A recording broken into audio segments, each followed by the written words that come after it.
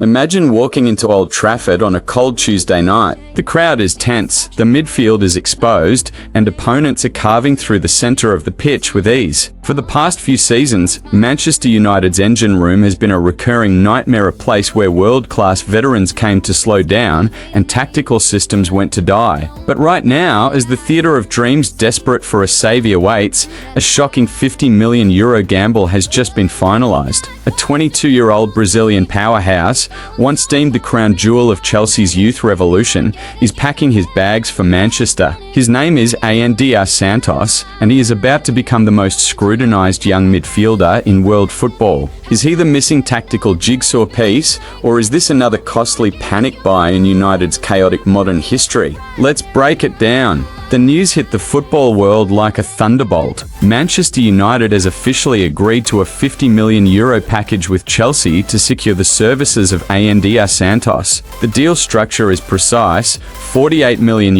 up front, with an additional €2 million in easily achievable add-ons, plus a 10% sell-on clause retained by Chelsea. For United, this wasn't just a random market opportunity. It was an act of absolute strategic necessity. With the legendary Casemiro departing as a free agent and the club missing out on other top-tier targets earlier in the summer window, a massive vacuum opened up in the defensive and central midfield zones. Manager Michael Carrick needed a relentless engine, an unpolished gem who could bridge the gap between defense and attack. Santos is exactly the profile United identified to solve their identity crisis, a dynamic, modern number 8 who plays with the grit of a veteran and the hunger of a teenager. To truly understand why Andrey Santos is worth this astronomical fee, we have to look back at the cinematic journey that brought him to this moment. Born in Rio de Janeiro, Santos is a pure product of the famed Vasco da Gama Academy, a club known for producing fighters.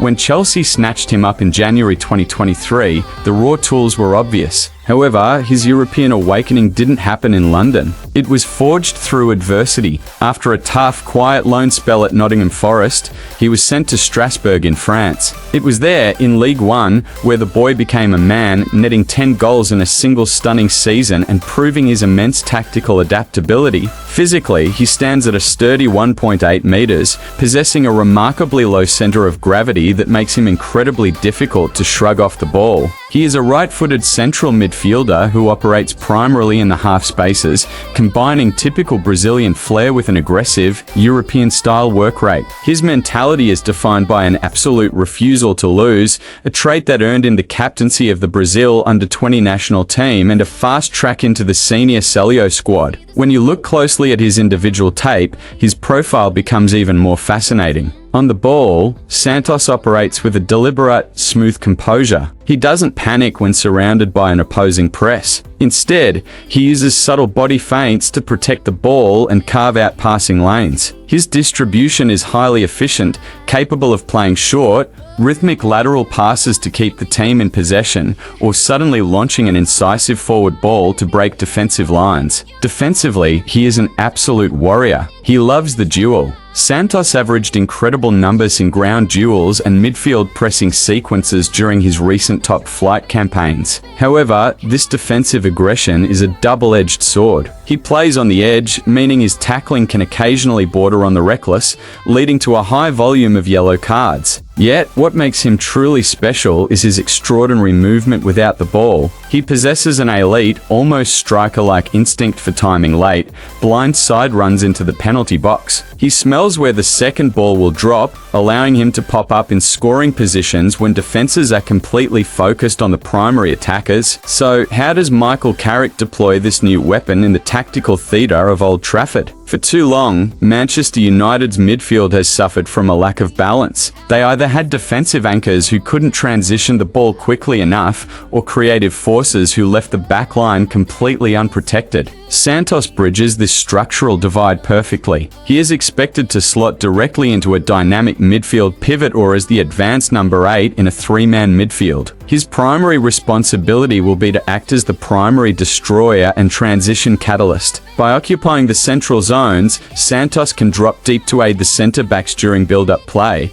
absorb pressure, and immediately release creative outlets up the pitch. Furthermore, his defensive coverage will finally grant full creative freedom to United's primary playmakers, knowing they have a hyper-athletic, tactical safety net sweeping up behind them. When searching for a player comparison, scouts frequently point to a young Arturo Vidal or a more robust, athletic Gavi. Like Vidal, Santos is the quintessential box-to-box midfielder, a player who can make a goal-saving tackle in his own 6-yard box and, just 30 seconds later, header home across at the other end of the pitch. What separates Santos from other young midfielders in his bracket is this exact dual threat capability. Many modern midfielders excel at either retention or destruction. Santos offers a rare blend of both, combined with an established goal-scoring instinct that is incredibly rare for a 22-year-old playing at the highest level of European football. But with a €50 million price tag, the margin for error is non-existent. Is it a fair price? In today's hyper-inflated market, paying that amount for a full international with Premier League and League One pedigree represents a calculated, highly logical investment. He has every ingredient required to mature into a genuinely world-class modern midfielder. However, the move is not without significant risk. Santos is still refining his decision-making during deep build-up phases, and his tendency to give away cheap fouls under high pressure could be severely punished in the unforgiving environment of the Premier League. The pressure of the Old Trafford spotlight has broken many promising careers before, and his tactical discipline will be tested from day one. Looking forward into the upcoming season, Manchester United fans should preach a degree of patience, but expect an immediate injection of energy. While he might not start every single game as he adapts to Carrick's precise tactical demands, he will rapidly become an indispensable piece of the squad rotation. Expect a few disciplinary warnings early on as he adjusts to the speed of the league's elite, but also expect crucial,